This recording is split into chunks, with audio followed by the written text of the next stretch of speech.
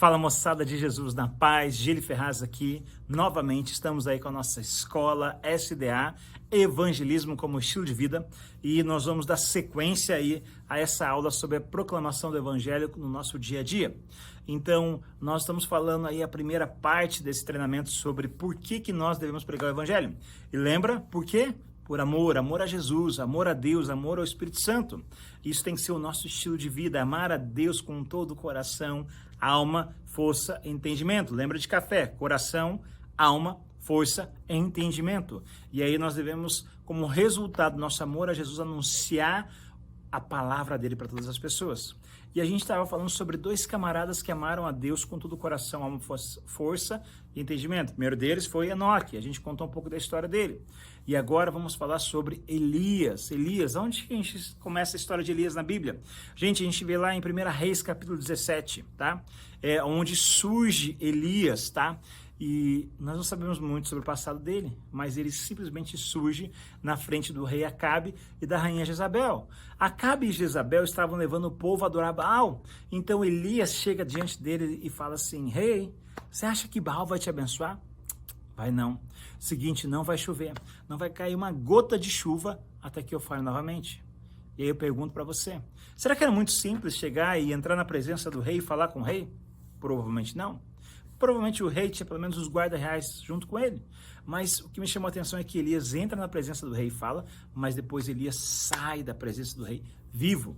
E aí o Senhor fala com ele: cara, se esconde, mete o pé. E aí Elias foi lá para próximo de um riacho, aonde ele bebia água, tinha uns corvos que viriam, traziam um pãozinho, traziam pedaços de carne para ele, e ele ia se alimentando. Mas um belo dia, esse riacho secou. E aí não tinha mais água. E aí o Senhor manda ele para uma cidade chamada Sarepta, onde uma viúva tomaria conta dele. Eu não sei se você tem noção ou ideia de como seria a condição de uma viúva naquela época. Eu já estive na Índia. Eu vou dizer para vocês que a condição de uma viúva nos dias de hoje é muito precária. Nós trabalhamos com vilas de leprosos, com órfãos, com lugares que não tinham igreja nenhuma, vilas que precisavam ser alcançadas com a palavra de Deus e com viúvas. E a viúva vive uma condição precária.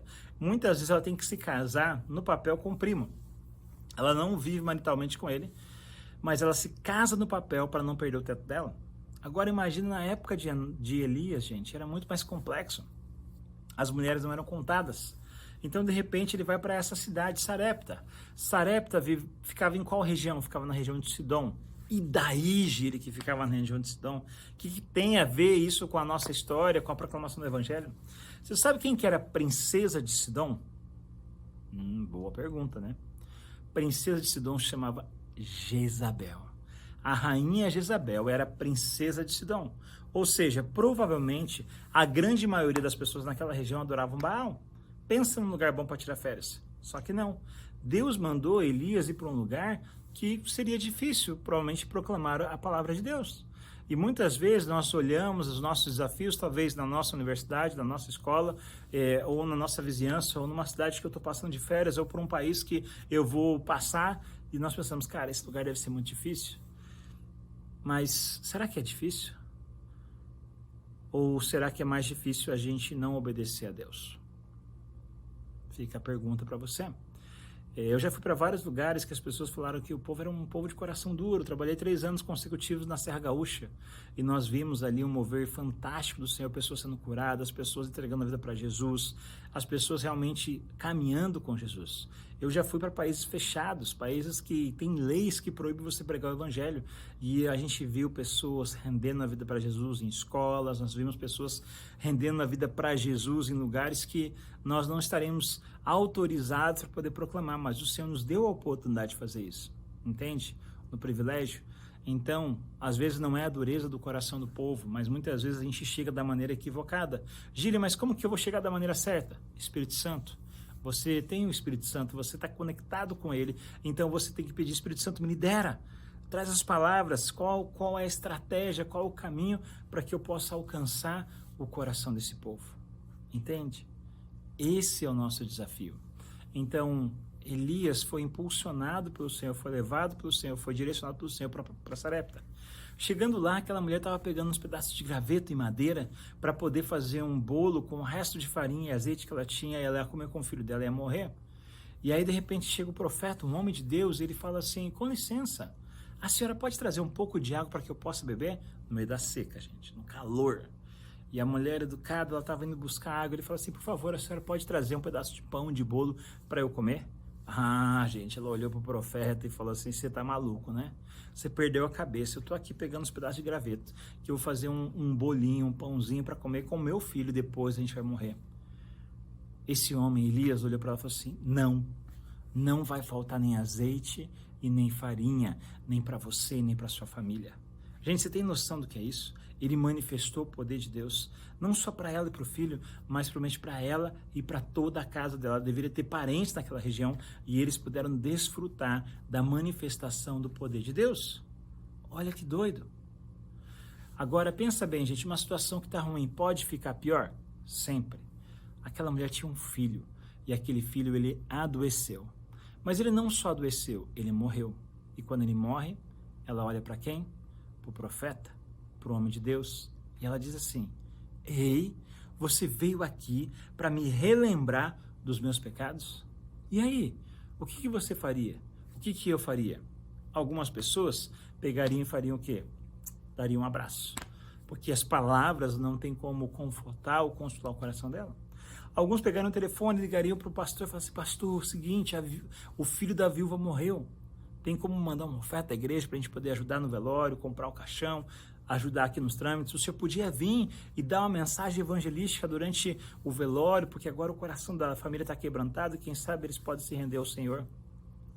Gente, você é contra fazer isso? Não. Gente, a gente tem que aproveitar todas as oportunidades para poder pregar o evangelho.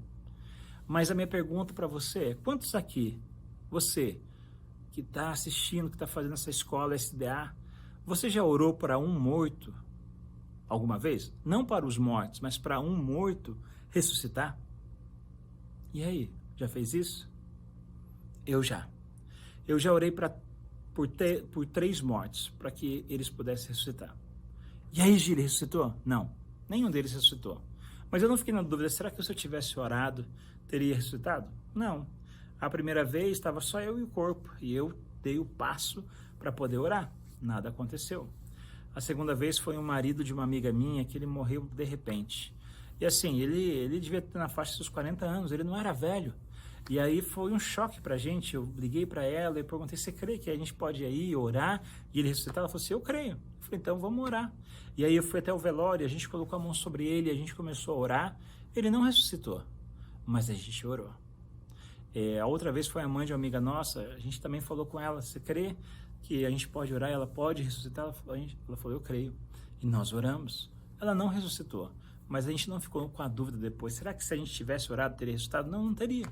Agora, deixa eu perguntar para você, como que você vai ver um morto ressuscitar? Como que eu posso ver um morto ressuscitar? Só se eu orar. Se eu não orar, não vou ver, entende? Mas muitas vezes nós pensamos na nossa reputação. Ah, mas e se eu orar e não ressuscitar? Ah, morreu mais, ficou mais morto. Não, gente. Eu não prometi que ele ia ressuscitar.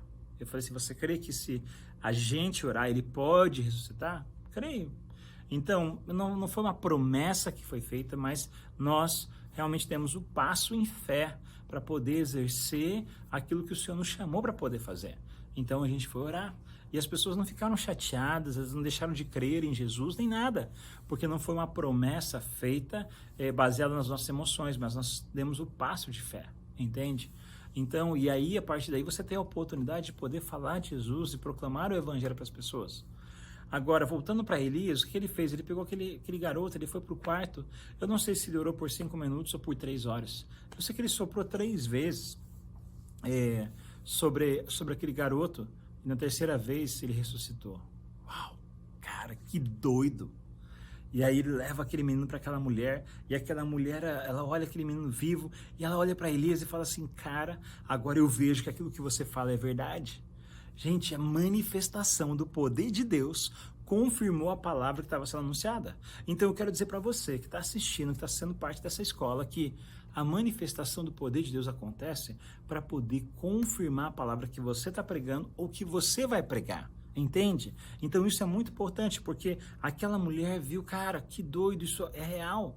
E aí quando a gente olha a palavra de Deus lá em Romanos 14:17, fala que o reino de Deus não é comida nem bebida, mas é paz, justiça e alegria no Espírito. Ou seja, Elias estabeleceu o reino de Deus naquele lugar e naquele tempo. Não havia paz, não havia justiça, não havia alegria no Espírito, mas quando ele sai daquele lugar, aquelas pessoas puderam ver a manifestação do poder de Deus e realmente puderam reconhecer que a palavra de Deus é real, é verdadeira. Gente, isso é sensacional. Então nós precisamos entender que o nosso estilo de vida tem que ser esse tipo de proclamação do Evangelho, aonde nós vamos ver também manifestações do poder de Deus acontecerem por onde a gente vai passar. Entende? Elias, ele volta para Israel e aí no meio do caminho ele encontra Obadias. Obadias era o servo de Acabe que temia mais a Deus do que ao rei. E aí o que acontece? Elias, ele fala assim, o Obadias, chama o rei que eu quero conversar com ele. E aí o Obadias falou assim, mestre, mas se o Espírito do Senhor te levar para outro canto, enquanto eu for chamar ele, cara, ele vai me matar. Fica susto, fica tranquilo, Obadias. Eu vou encontrar com o rei. E aí o rei veio e ele faz o desafio. Rei, é o seguinte, vamos montar 2 altares, você chama lá os profetas de Baal, chama os profetas de Aserá, chama quem que você quiser, e aí quem mandar fogo do céu é Deus. Cara, o rei Acabe olhou aquilo e falou, cara, só de profeta, se eu juntar os de Baal e os de Aserá, é 850. Cara, Elias está morto. E aí eu falei, cara, eu fiquei pensando, cara, Elias era meio pancado a cabeça. Por que ele fez isso? Ele estava achando que ele era o Rambo, Chuck Norris, sei lá quem? Não. Ele não estava achando isso. Por quê? Porque ele ficou 3 anos e meio em Sarepta. E enquanto ele estava lá, Baal não multiplicou comida, Baal não curou ninguém, Baal não ressuscitou ninguém, mas ele viu a manifestação do poder de Deus. Então ele sabia quem era Deus. E eu e você precisamos entender e saber quem é Deus, aquilo que ele fez na nossa vida, aquilo que ele continua fazendo e aquilo que ele ainda fará. Porque é isso que vai fazer a gente nos mover em fé e realmente proclamar a palavra dele por onde a gente passar. Tá entendendo? E aí, gente, veio montar os altares, e aí Elias falou assim, pode começar aí os profetas de Baal. E aí os caras começaram a invocar Baal, e começa lá a falar e tal, e Elias fala, cara, Baal deve estar dormindo. E aí os caras insistem, cara, Baal foi no banheiro. Aí os caras ficam lá se autoflagelando, e Elias fala assim, cara, acabou, agora sou eu, traz água. Por que ele mandou trazer água? Porque lenha seca no deserto é combustível. Ele sabia que se a lenha pegasse fogo, de repente, e as pessoas poderiam dizer, foi só coincidência. Ele falou, joga água, 1 vez, 2 vezes, 3 vezes, encharque esse trem aí. E aí encharcou. E aí ele invocou o nome do Senhor. E quando ele invocou o nome do Senhor, fogo do céu. O povo cai de joelhos diante de Deus. Gente, mais uma vez, a manifestação do poder de Deus confirmou a palavra que estava sendo anunciada. Olha que sensacional. E aí depois Elias segue a vida dele. Você vai poder ler toda a história lá desde 1 Reis 17 em diante. Você tem toda a história de Elias. E aí depois ele conheceu Eliseu, chamou ele como discípulo, e Eliseu seguindo ele. Daí teve um momento que ele falou assim, Eliseu, fica aqui. E Eliseu falou, não, eu vou te seguir. E aí de novo, fica aqui, não, eu vou te seguir. E aí de repente Elias foi levado aos céus. Como? Como que ele foi? Talvez você respondeu, uma carruagem de fogo. Virado num churrasco? Não, gente, olha só, tem a carruagem de fogo e tem um redemoinho. Vem uma carruagem de fogo, passa entre ele e Eliseu, e vem um redemoinho e leva para ele para o céu vivo. Gente, Elias tinha uma capa, eu não sei se ela era vermelha, mas eu tenho quase certeza que ele não tinha um S no peito. E esse cara foi para o céu voando. Gente, olha que doido, isso aconteceu de verdade. E aí você pode pensar, cara, mas Elias, ele era santo, ele era um cara sensacional, ele não tinha pecado. Vai para Tiago 5, 16, 17, fala que Elias, ele era um homem como nós, sujeito às mesmas tentações, ou seja, às mesmas limitações que nós temos. Então talvez você está pensando, cara, mas será que eu posso? Claro que pode, porque o Senhor está te chamando. Se você está fazendo esse curso, é porque tem alguma coisa queimando dentro de você, para você fazer essa escola, porque você quer proclamar o Evangelho e anunciar o reino de Deus. Então isso é tempo de manifestação do poder de Deus. Se liga no próximo vídeo, que eu vou contar como mudou a minha história, como que eu comecei a ver essas manifestações do poder de Deus acontecer na minha vida e eu proclamar o Evangelho com mais facilidade, com mais naturalidade. Gente, é sensacional. Então, vem com a gente, se liga nos próximos vídeos dessa escola e você vai poder proclamar e experimentar isso na sua vida, beleza? Vou orar com você e depois, cara, se você puder, já corre para o próximo vídeo. Se não, no próximo momento livre que você tiver, cola com a gente aí na escola SDA e vamos junto pregar o evangelho, beleza? Vamos orar. Pai, obrigado por mais essa aula, obrigado por esse tempo juntos, obrigado pelo meu irmão, pela minha irmã que está assistindo, e eu oro, Espírito Santo, enche cada vez mais eles com a tua presença, com o teu Espírito, e eu oro para que esse fogo, com esse desejo, esse anseio de proclamar o Evangelho não se acabe, mas que por onde eles passarem, eles possam fazer discípulos, anunciar o teu reino com autoridade e poder, em nome de Jesus. Amém. Deus te abençoe, fica na paz e cola com a gente no próximo vídeo. Valeu!